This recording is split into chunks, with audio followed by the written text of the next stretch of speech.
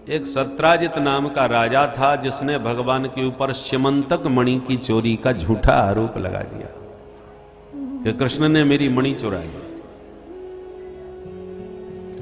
तो भगवान के कान में बात पड़ी कि हमारे ऊपर चोरी का आरोप लगाया जा रहा है, और जनता तो इसके लिए तैयार रहती है। बड़े लोगों की कोई भी बात भली झूठी हो मिल जाए तो फिर देखो महाराज, जितना बड़ा नाम उतनी जल्दी बात फैलती है। अरे कृष्ण द्वारकाधीश चोर निकले। कोई कहता अरे मैंने तो सुना है वो बचपन का ही चोर था, पहले वो माखन चुराता था घर घर में घुस के।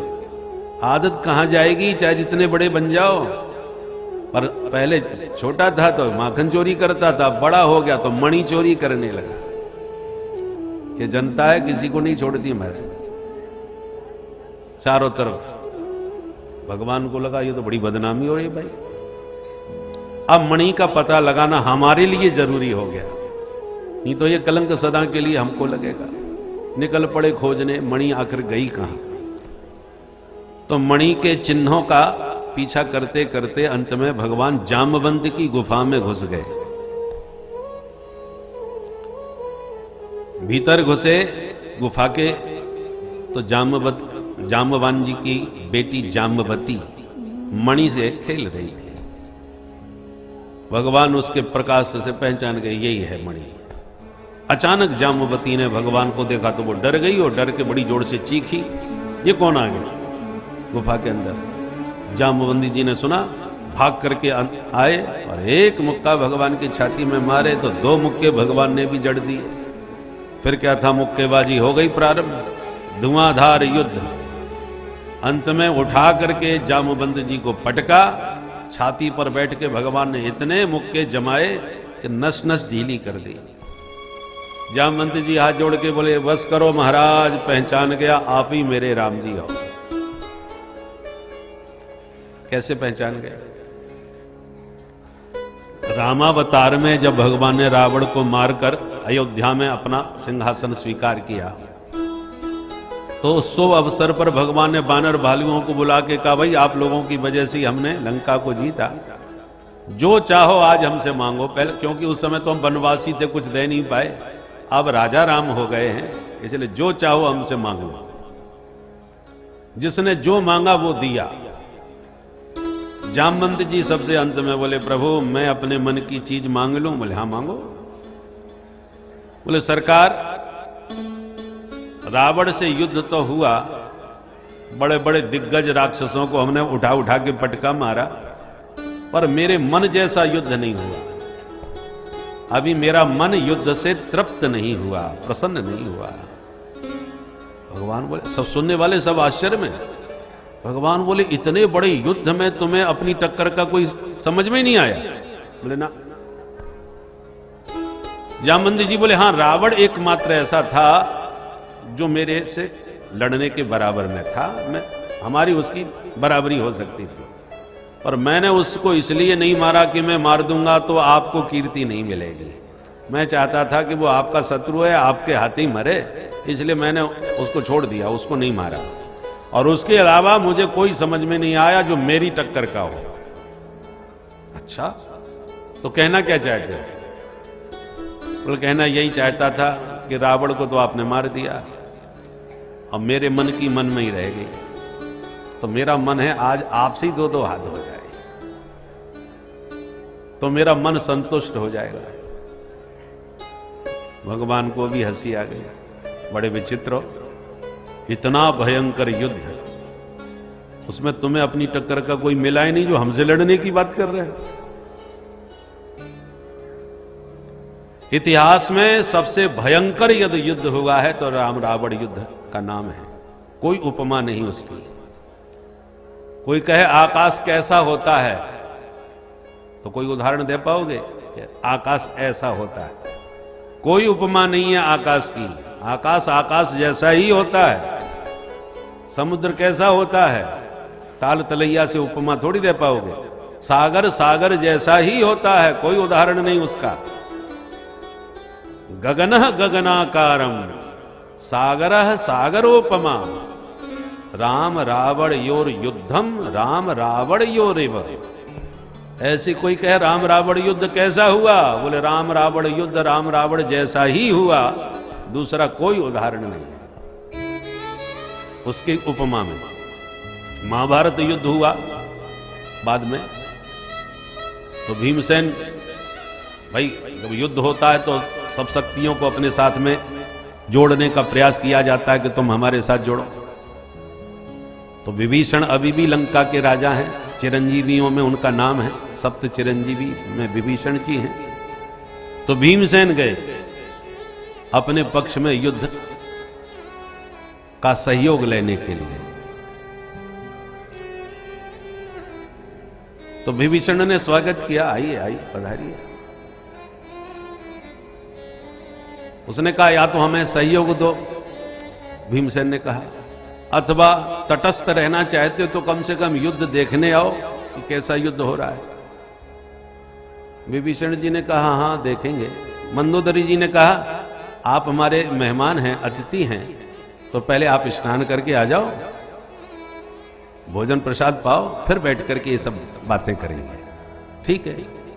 तो एक बड़ा सुंदर तालाब था, विभीषण जी गए और उसमें मार दी छलांग। छलांग तो मार दी, स्नान भी हो गया, परंतु निकल ना पावे।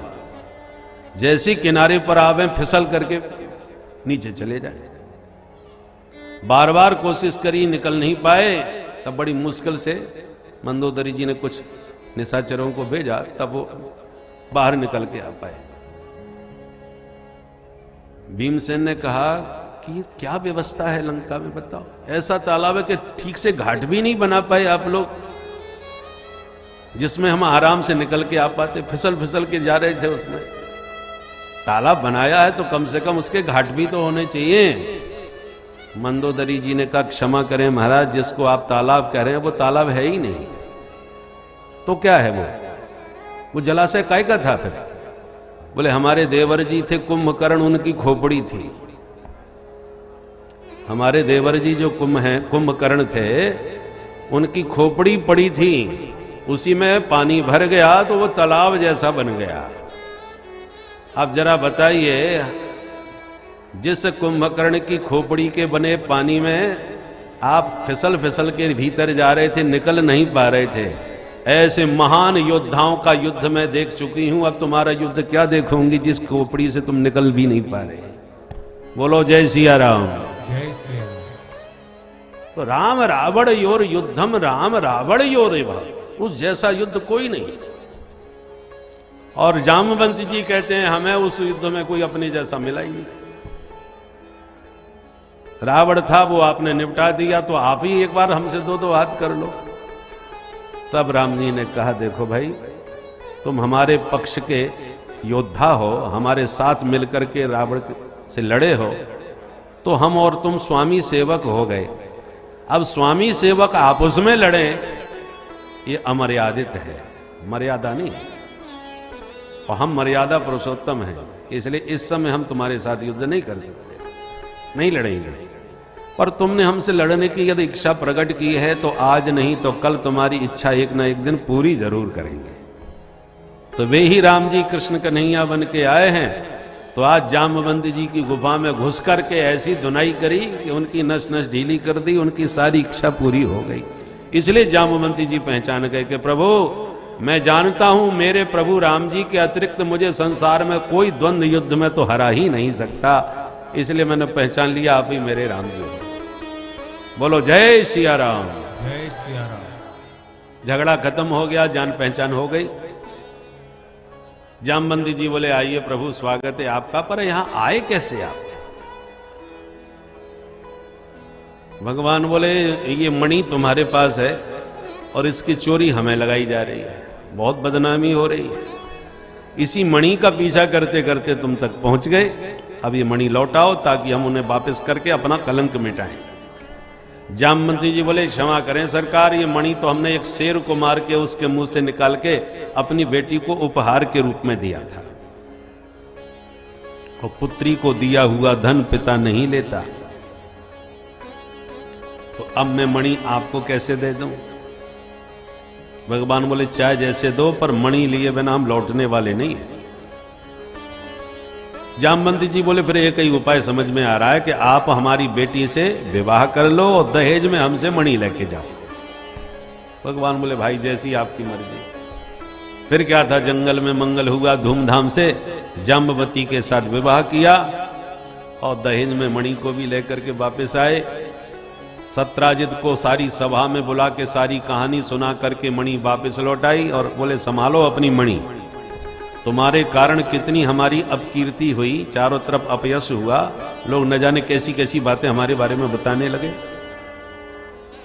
अब तुम्हारी मणि भी लाए हैं और साथ में प्रमाण पत्र भी लाए हैं, पूछो इनसे मणि कहां थी। सच जब सामने आया तो सारी सभा ने सत्राजित को जम के गालियां सुनाई। कितना दुष्ट पाप नीच है, नीच है ये। इसने भगवान द्वारकानाथ पर चोरी लगा दी, बताओ। इतनी गालियां सत्राजित को दी कि सत्राजित का समाज में मुंह दिखाना मुश्किल हो गया। भगवान के पास आकर के दुखी होके बोला प्रभु मुझे बचा लो, नहीं जीवन भर गाली खा खा के मर जाऊंगा। भगवान बोले तो हम क्या करें भाई, किसका मुंह बंद करें? ये जनता है, किसी को छोड़ती तो है नहीं। पहले जो लोग कह रहे थे कि कृष्ण बचपन का ही चोर है, चुरा लिया हो तो क्या भरोसा मणि, वही कहने लगे अरे हम पहले ही कह रहे थे द्वारकाधीश के दरबार में किस बात की कमी है, वो महापुरुष हैं, साक्षात भगवान है, वो भला इस पापी की मणि चुराते। एक मिनट में भाषा बदल गई। जनता है, एक मिनट में वाह वाह, एक मिनट में हवा हवा।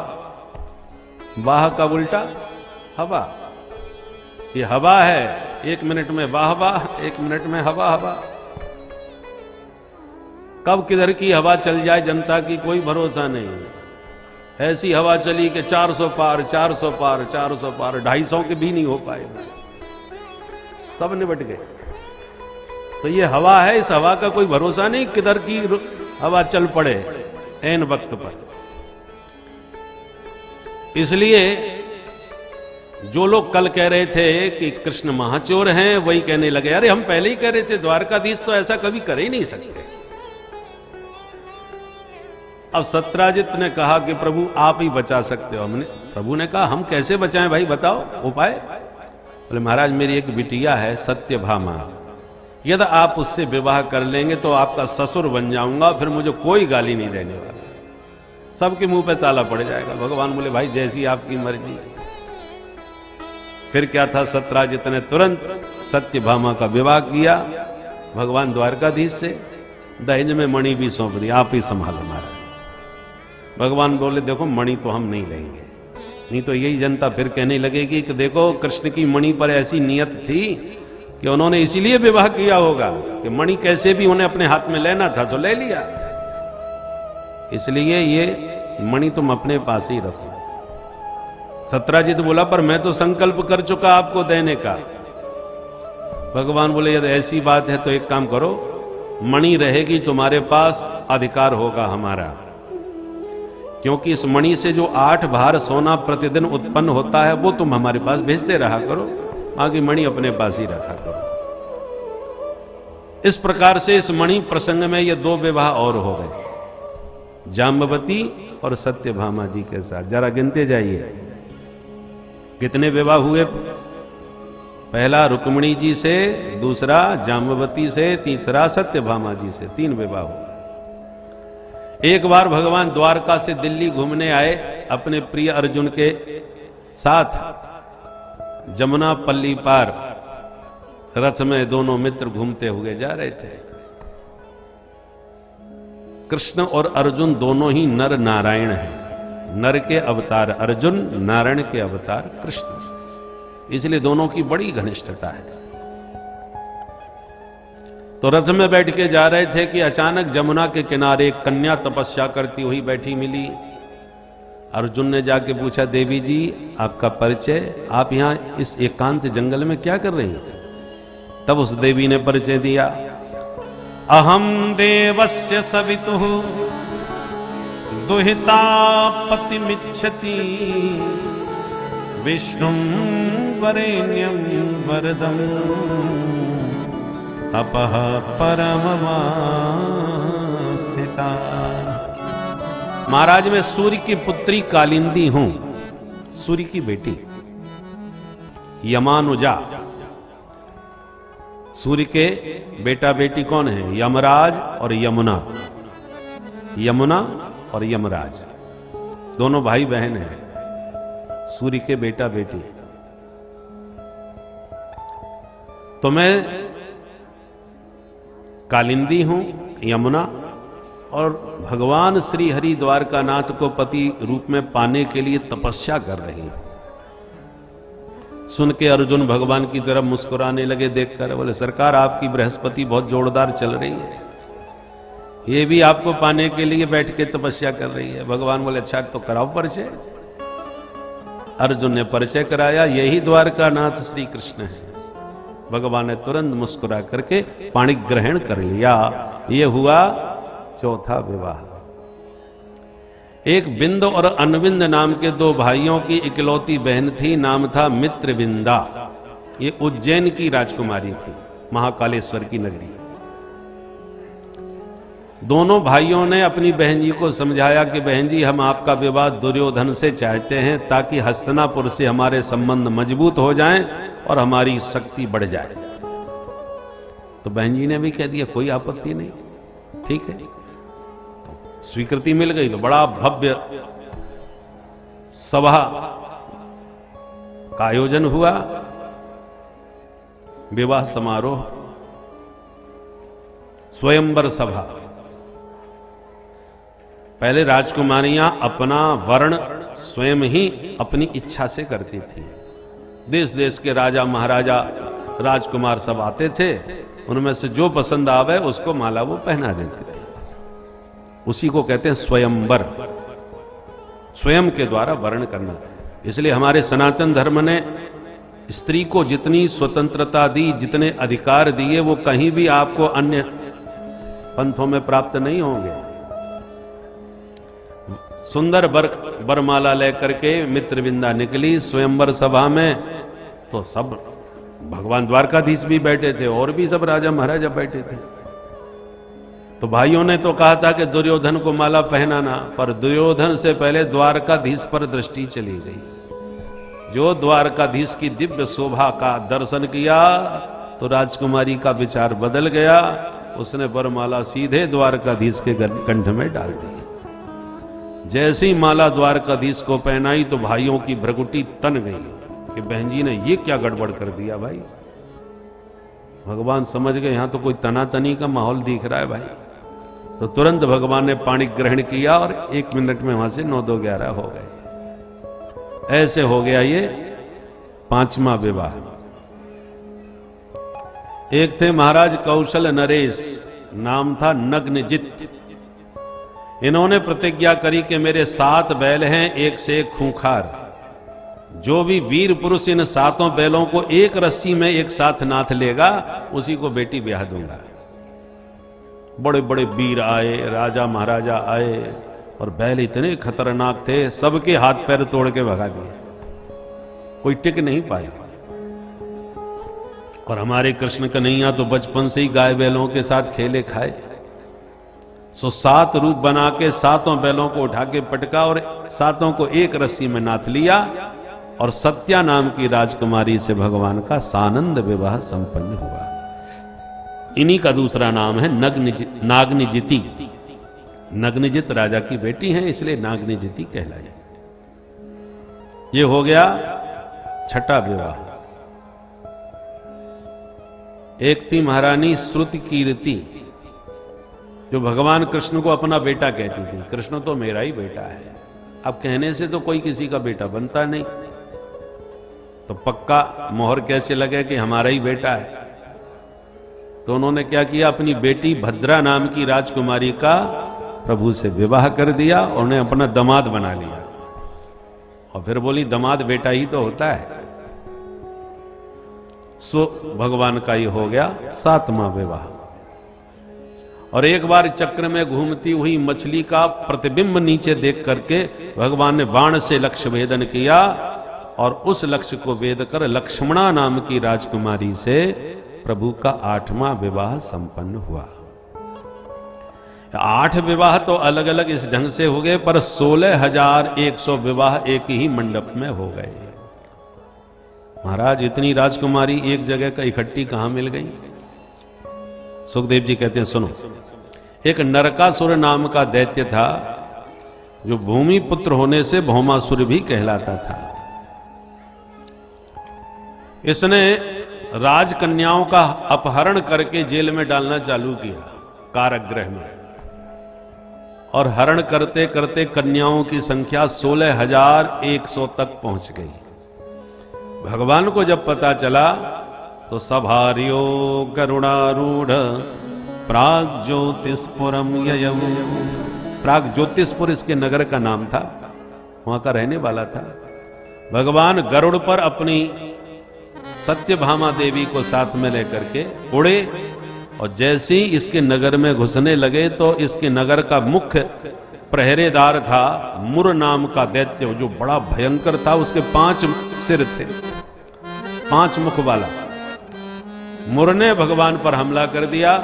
नगर में प्रवेश करने पर तो युद्ध हुआ। भगवान ने मुर के 5 सिर काट दिए सुदर्शन चक्र से, मुर का वध किया। तब से भगवान का नाम मुरारी हो गया। बोल मुरारी भगवान की। भीतर घुस के फिर भयंकर युद्ध भौमासुर के साथ किया। समस्त सैन्य शक्ति के साथ अंत में भौमासुर का भी संहार कर दिया। उसको जीतकर भगवान बंदी गृह में गए और सभी कन्याओं को बंधनों से मुक्त कर दिया। देवियों, अब स्वतंत्र हो जाओ अपने अपने घर। और भगवान का त्रिभुवन कमनीय रूप देखकर सब कन्याएं मुग्ध हो गईं। हाथ जोड़ के बोली, महाराज अब किस घर में जाएं? मैया बाप से तो हमें ये छीन लाया, और वो तो हमारे जीवन की आशा छोड़ चुके हैं। तो क्या मूल है कि माँ बाप के घर जाएं? और कदाचित माता पिता हमें अपना भी लें तो कौन राजकुमार हमारा हाथ थामने आएगा? इतने दिन जेल में रहने के बाद हमसे कौन विवाह करेगा? इसलिए अब हमें मृत्यु के अतिरिक्त कोई मार्ग नहीं सूझता। भगवान बोले, देवियों परेशान मत हो, जिसके सारे रास्ते बंद हो जाएं उसके लिए मेरे घर का दरवाजा सदैव खुला रहता है। तब तो सभी कन्याएं भगवान के चरणों में आत्मसमर्पण करके बोली कि प्रभु, आपने ही हमें जीने की ये नई किरण मन में उत्पन्न कराई है। आपने नया जीवन दिया है, तो ये जीवन आपके चरणों में ही हम समर्पण करती हैं। सदा सदा के लिए आपकी दासी बनकर के आपकी सेवा करेंगे। ये जीवन है तेरे हवाले मुरलिया वाले। जीवन है तेरे हवाले मुरलिया वाले। जीवन है तेरे हवाले मुरलिया वाले। जीवन है तेरे हवाले मुरलिया वाले। बाके मुरलिया वाले प्यारे मुरलिया वाले। बाके मुरलिया वाले प्यारे मुरलिया वाले। बाके मुरलिया वाले प्यारे मुरलिया वाले। बाके मुरलिया वाले प्यारे मुरलिया वाले। जीवन है तेरे हवाले मुरलिया वाले। जीवन है तेरे हवाले मुरलिया वाले। जीवन है तेरे हवाले बांसुरिया वाले। जीवन है तेरे हवाले बांसुरिया वाले। हम हैं बंसी तेरे अधर की। हम हैं बंसी तेरे अधर की। तेरे अधर की कान्हा तेरे अधर की। तेरे अधर की कान्हा तेरे अधर की। हम हैं बंसी तेरे अधर की। हम हैं बंसी तेरे अधर की। चाहे तू जैसे बजा ले मुरलिया वाले। चाहे तू जैसे बजा ले मुरलिया वाले। चाहे तू जैसे बजा ले मुरलिया वाले। चाहे तू जैसे बजा ले मुरलिया वाले। जीवन है तेरे हवाले मुरलिया वाले।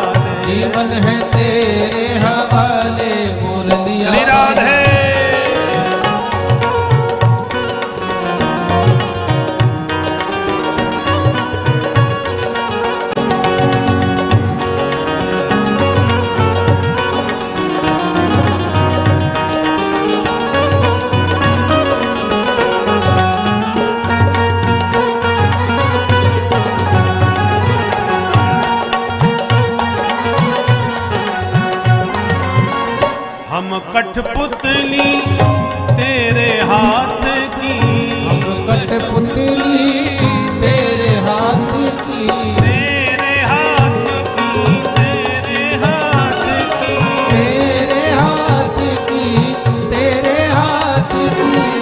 हम कठपुतली तेरे हाथ की, हम कठपुतली तेरे हाथ की।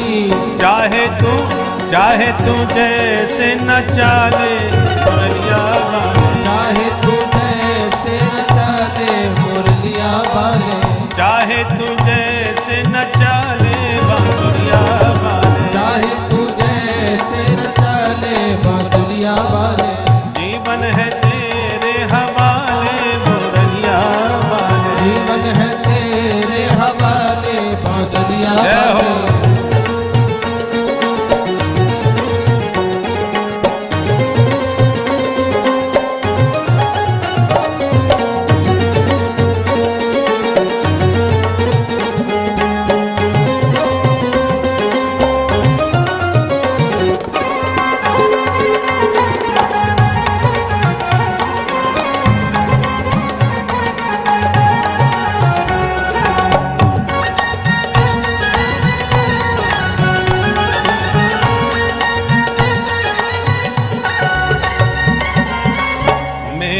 अपने हुए न अपने, मेरे अपने हुए ना अपने, मेरे अपने हुए न अपने, मेरे अपने हुए ना अपने, मेरे अपने हुए न अपने, मेरे अपने हुए ना अपने।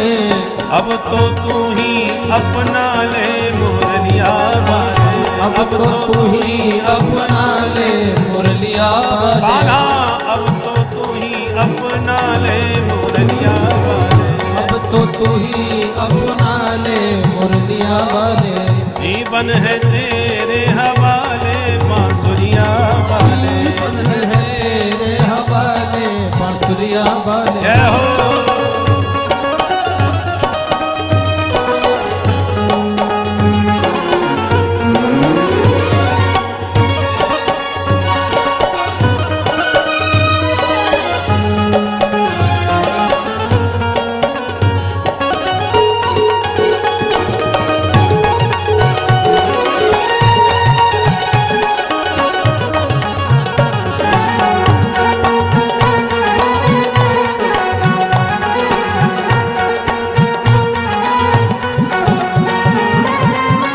अपने चरण की दासी बना के, अपने चरण की दासी बना दे, दासी बना के काना दासी बना के, दासी बना के काना दासी बना के। अपने चरण की दासी बना के, अपने चरण की दासी बना के। वृंदावन में बसा ले मुरलिया वाले, वृंदावन में बसा ले मुरलिया वाले, वृंदावन में बसा ले बांसुरिया वाले, वृंदावन में बसा ले बांसुरिया वाले। बांके मुरलिया वाले प्यारे मुरलिया वाले, बांके मुरलिया वाले प्यारे मुरलिया वाले, बांके मुरलिया वाले प्यारे मुरलिया वाले, बांके मुरलिया वाले प्यारे मुरलिया वाले। जीवन है तेरे हवाले मुरलिया वाले, जीवन है तेरे हवाले मुरलिया वाले, जीवन है तेरे हवाले बांसुरिया वाले, जीवन है तेरे हवाले मुरलिया वाले, जीवन है तेरे हवाले मुरलिया वाले, जीवन है तेरे हवाले मुरलिया वाले। हो मुरलिया वाले, ओ मुरलिया वाले, आहा बांसुरिया वाले, आहा बांसुरिया वाले, हो मुरलिया वाले। ओ मुरलिया वाले। बोलो बंसी वारे की, कृष्ण कन्हैया लाल की। सभी ने आत्मसमर्पण भगवान को किया तो भगवान ने विधिवत सबके साथ विवाह किया और विवाह करके सबको द्वारका में लाए, सबको भव्य महलों का निर्माण करके निवास दिया। अब बोलो भगवान के पूरे विवाह कितने हो गए? 16,108। ये हमारे द्वारकाधीश के ठाठ। समय पा करके प्रत्येक रानी से फिर 10-10 बेटा हो गए और एक एक बिटिया हुई। अब बताओ भगवान के बच्चे कितने थे? भगवान कृष्ण के कितने पुत्र हुए? 16,108 गुणित 10। अब आप लोग घर में जाके लगा लेना हिसाब, बच्चों की संख्या कितनी थी। भगवान के पुत्र हो गए 1,61,080। कितने बेटा हुए? 1,61,080। समय बीता तो बच्चे बड़े होने लगे, फिर बच्चों के विवाह हो गए, फिर बच्चों के बच्चे हुए। और सुखदेव जी कहते हैं कि परीक्षित एक दिन वो आया कि भगवान के अपने परिवार की संख्या हो गई 56 करोड़। 56 करोड़ संख्या का तो केवल भगवान का अपना निजी परिवार था। किसकी हिम्मत है जो कह दे महाराज सपरिवार पधारिए। बोलो राधे राधे।